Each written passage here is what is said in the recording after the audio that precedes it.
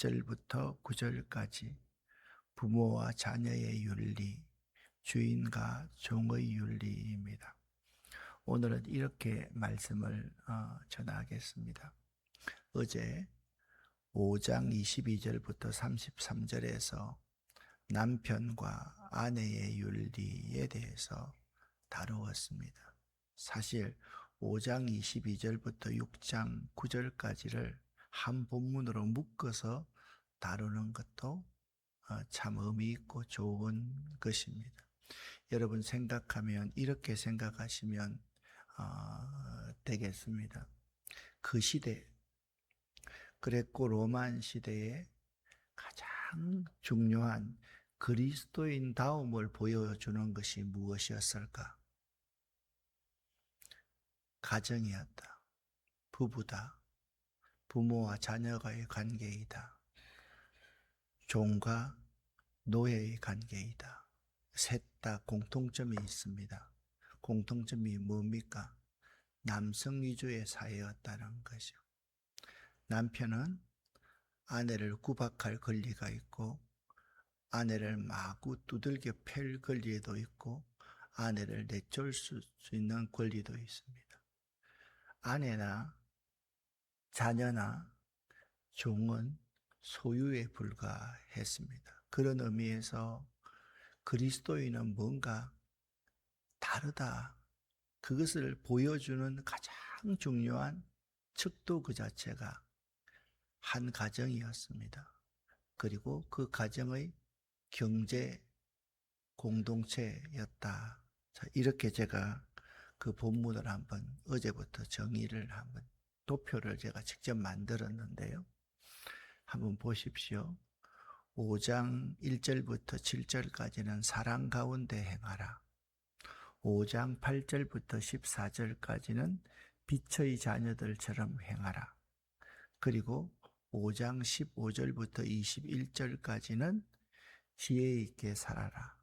세월을 아끼라. 때가 악하니라. 그렇게 말을 했습니다. 여기에 굉장히 중요한 말씀이 들어 있습니다.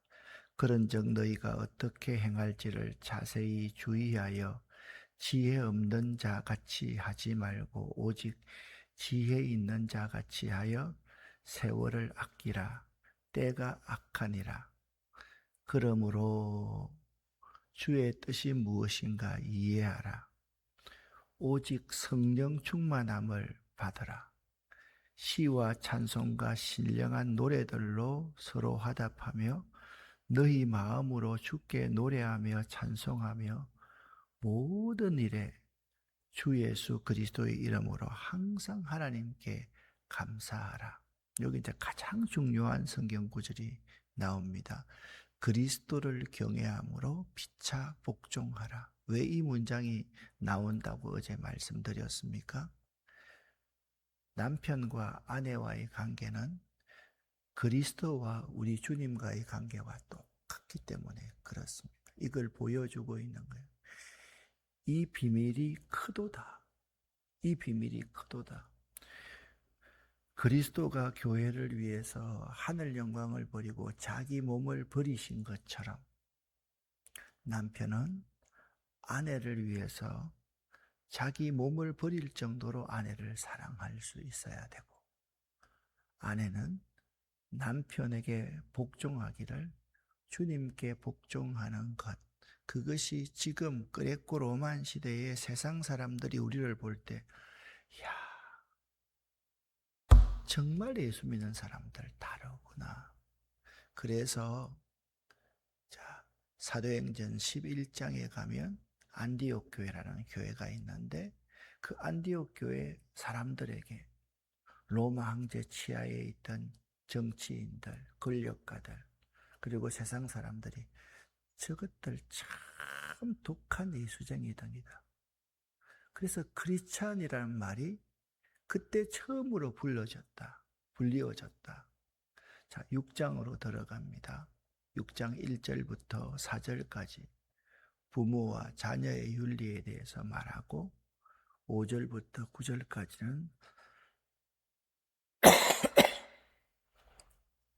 주인과 종의 윤리에 대해서 말하고 있습니다.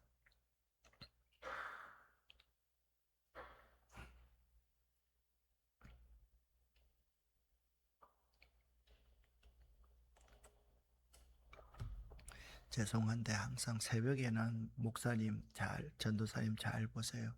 이걸 들지, 이거 들지 마세요. 이게 지금 찬 기운이 바로 입으로 바로 오잖아요. 이렇게 하면 안 돼요. 이걸 쳐서 은근히 들어주시면 참 좋겠습니다. 6장 1절부터 9절까지의 말씀을 여러분과 제가 좀 끄겠습니다.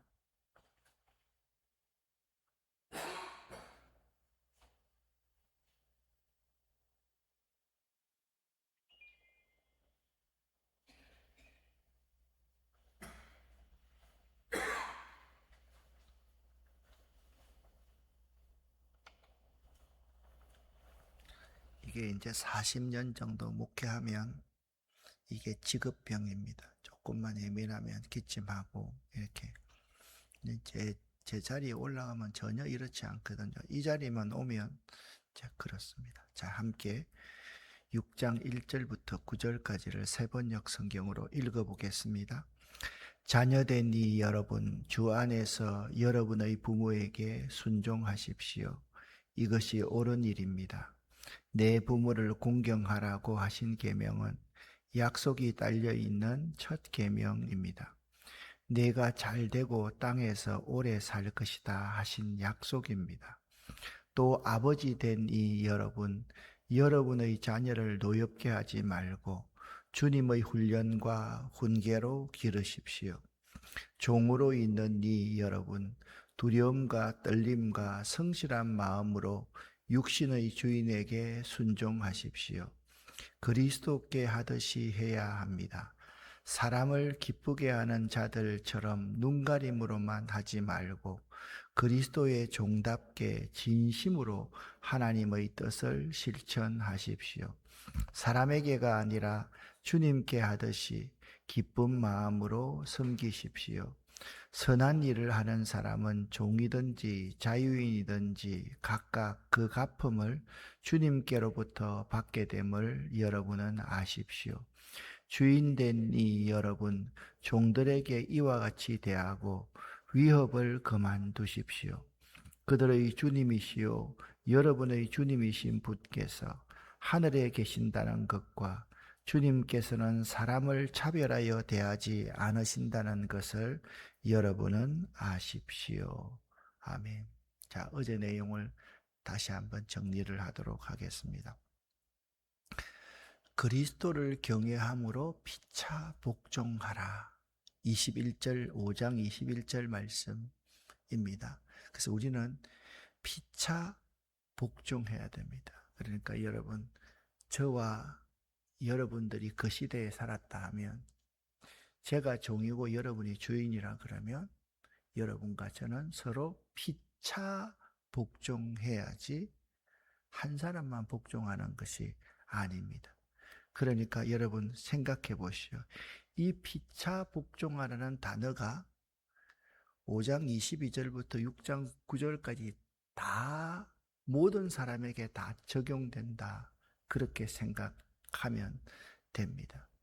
그리스도 때문에, 예수 때문에 내가 누구에게 복종하고 낮아질 것인가? 그 문제가 참 중요한데 그 리트머스 시험지가 뭐냐? 가정이었다라는 겁니다. 왜냐하면 그 시대는 피차 복종하는 시대가 아니었기 때문에 그렇습니다. 특별히 그 시대는요, 힘 있는 어른이, 남성 어른이 최고인 시대였습니다. 힘이 없고 돈도 없고 무기도 들지 못하는 여인들이나 아이들, 아무런 가치 없는 존재였습니다.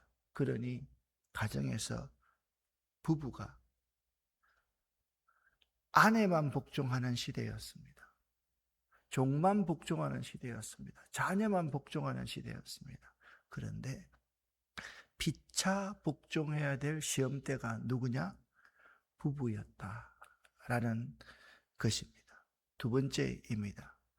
가정이 곧 그리스도와 교회의 비밀을 보여주는 거울입니다. 세상 사람들이 볼 때, 저 가정을 볼 때, 그래, 저 가정의 머리는 그리스도로구나. 저 가정이 바로 교회로구나. 그래서 초대교회는 가정 이 자체가 교회였더랬습니다. 세상 사람들에게 믿는 이의 영적 삶을 드러내는, 보여주는 최고의 모델이 성도의 가정이다. 그 가정은 곧 그리스도를 머리로 한 교회이다. 근데 가정에서 지금까지는 누가 머리였습니까? 가장이 머리였습니다. 가장이 지 마음대로 다 했습니다. 그런데 그 가정에 그런 원리가 깨어지는 거예요. 그리스도가 머리입니다. 남편도 누구에게 복종하듯 그리스도에게 복종하듯 아내에게 복종해야 되고, 아내도 그리스도에게 복종하듯 남편에게 복종해야만 한다. 이것이 역사적 사회적 연결고리를 가지고 있다. 그렇게 말씀을 드렸습니다. 세상을 뒤집어 엎을 수 있는 빛의 자녀들의 사회혁명이 뭐야? 바로 이 가정에 있었다. 부모와 자녀 간의 관계에 있었다.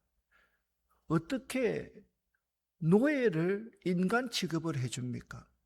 여러분, 이게 말이 됩니까? 오늘날 시대는 당연하지 아니에요. 노예는 인간이 아니라 물건인데요. 노예는 내가 사고 팔 수 있는 존재인데요. 자녀도 마찬가지인데요. 조금 더 나을 뿐이지요.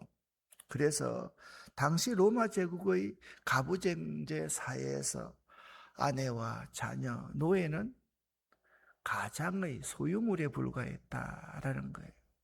그러니 남편이 아내를 자기 몸처럼 사랑해야 한다거나 부부가 서로 존중해야 한다는 개념은 세상에서 통해요, 안 통해요? 안 통하지요. 무슨 빽다구 같은 소리야 이게. 아니, 그러면서도 그렇게 욕하면서도 주목하기 시작하는 거예요. 다르네. 뭔가 다르네. 저 다른 이유가 무엇일까? 예수 때문이래. 예수 믿으면 저렇게 된대. 그렇게 서로가 이제 인식하기 시작. 그러니까 이 그리스도의 사랑과 복종의 법을 실천하는 곳이 어디냐? 가정에서 아내와 남편과의 관계고, 부모와 자녀와의 관계고, 종과 주인과의 관계이다. 그렇게 말씀하고 있는 것입니다. 그러니까 어제 그렇게 결론을 맺었습니다. 하나님을 기쁘시게 하는 삶을 보여줄 수 있는 가장 중요한 장소가 어디냐? 가정이다. 아내와 남편과의 관계다. 그래서 여러분, 가정이 온전하지 않으면 안 돼요. 목회도 마찬가지입니다. 아무리 교인들이 평안해도요, 가정이 흔들리면 목회가 흔들립니다. 그래서 참 이 가정은 너무나도 중요한 것입니다. 그래서 여러분, 다시 한번 이제 정리를 합니다. 하나님을 기쁘시게 하는 생활에서 오늘 이제 다뤄야 될 것이 뭐냐면 성도의 가정생활의 원리. 어제 5장 22절부터 33절, 6장 1절부터 4절, 6장 5절부터 9절, 이 세 가지가 뭐냐? 하나님을 기쁘시게 하는 생활의 가장 중요한 현장이 바로 이것이다. 그렇게 말씀하고 있는 거예요.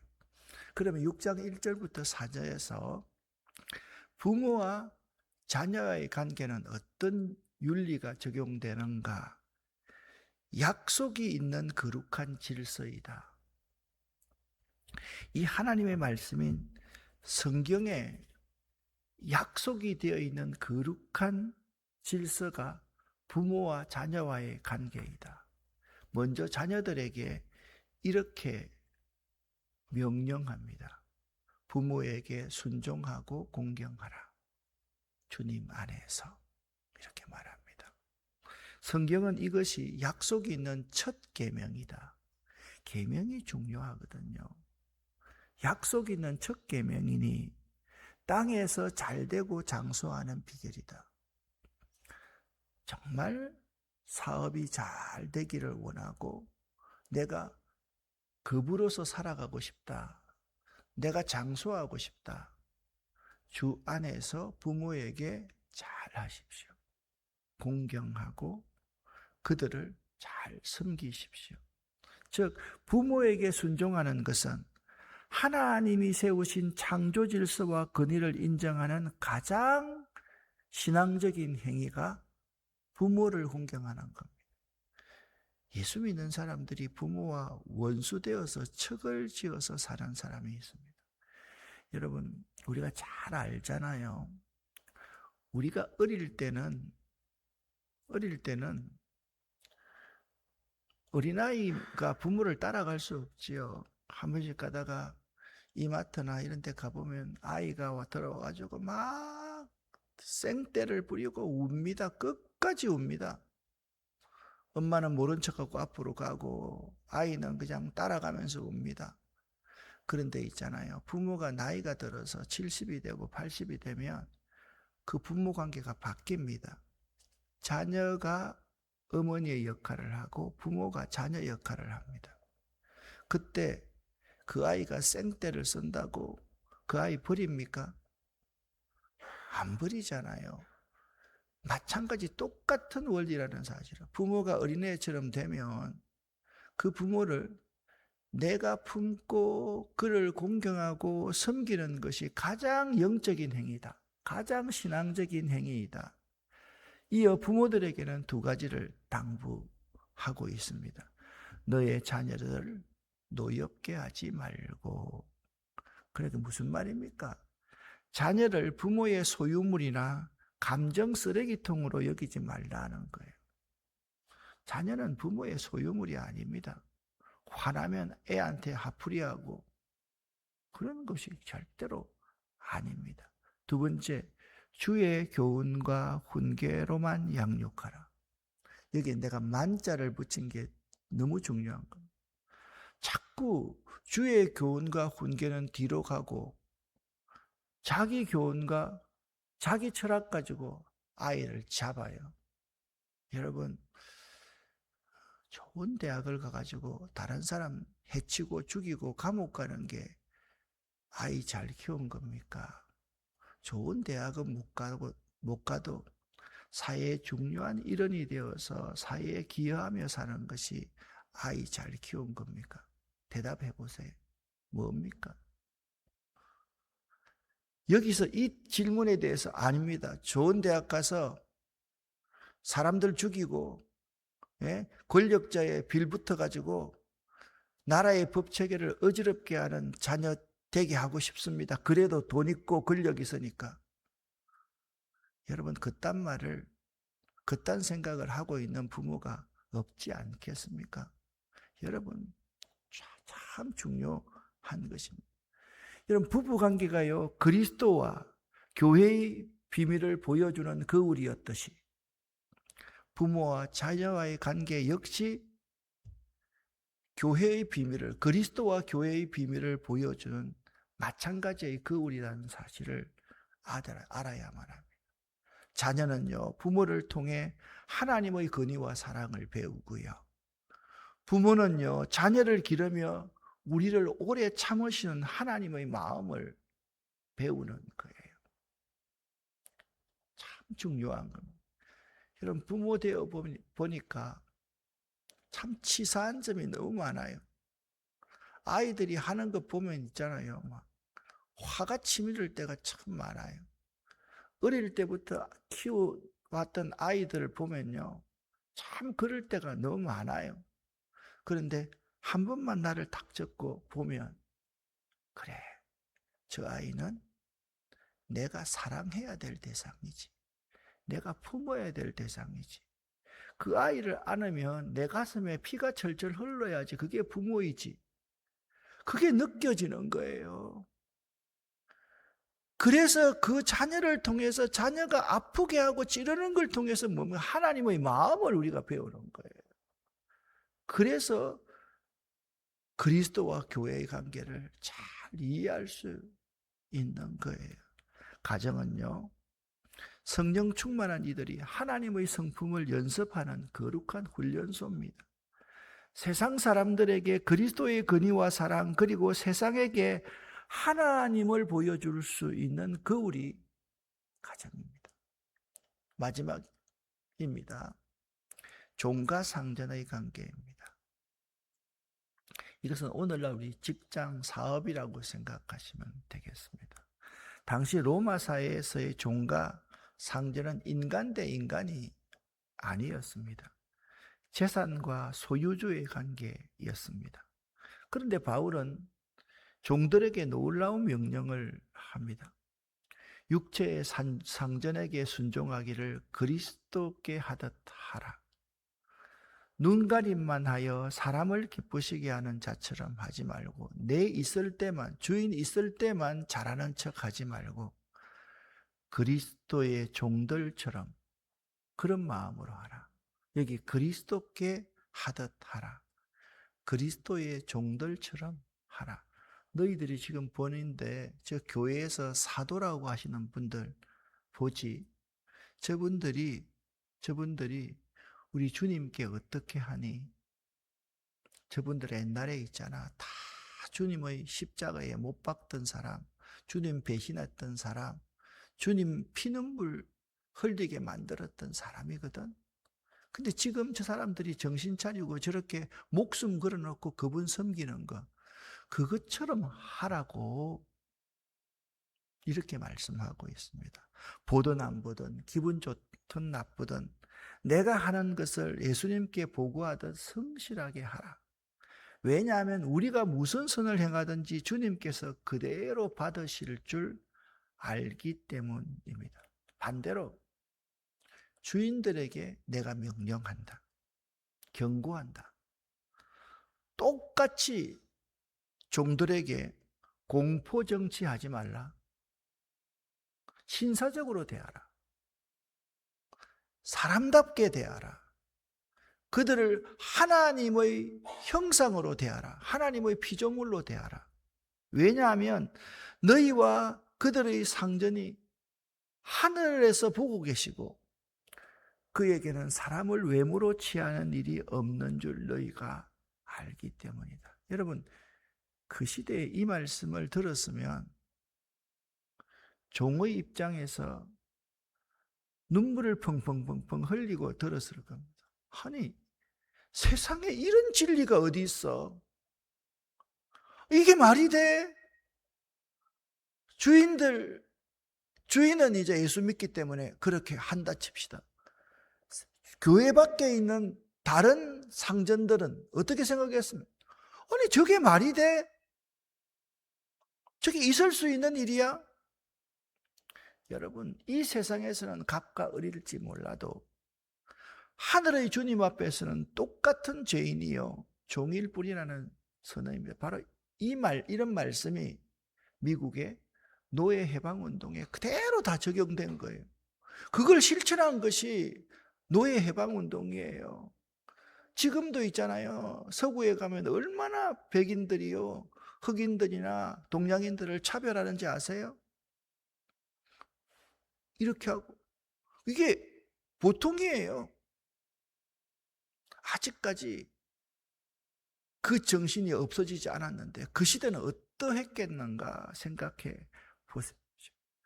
예배당 안에서 거룩하게 찬양하던 사람이 월요일 출장지나 일터에서 부하 직원에게 갑질을 하거나 상사의 눈치를 보며 깨를 부린다면 그것은 성령 충만한 사람이 아니지요. 하나님을 기쁘시게 하는 그리스도인이 아니지요. 부부관계에 이어서 오늘 부모와 자녀, 주인과 종의 윤리를 다루는 이유는 우리가 이 발을 딛고 서 있는 이 거칠고 세속적인 일터가 바로 하나님을 기쁘시게 할 예배의 처소이기 때문에 그렇습니다. 성경은 이렇게 말을 합니다. 같이 한번 읽어보겠습니다. 무슨 일을 하든지 마음을 다하여 주께 하듯 하라. 아멘. 남편을 대할 때도 주께 하듯 하고 아내를 대할 때도 죽게 하듯 하고, 자녀를 대할 때도 죽게 하듯 하고, 부모를 대할 때도 죽게 하듯 하고, 상사를 대할 때도 죽게 하듯 하고, 나의 부하와 직원을 대할 때도 죽게 하듯 하라. 여기 단서가 붙습니다. 그럼에도 불구하고 죽게 하듯 하라. 그 사람이 나에게 잘못했고 죄를 짓고 나를 막 뒷담화하고 내 죽일 것 같은 그런 나쁜 사람이라 할지라도 무슨 일을 하든지 마음을 다하여 죽게 하더라. 왜 이런 말씀을 하고 있는 겁니까? 우리가 이전에 전부 다 주님 앞에 이런 존재였기 때문에.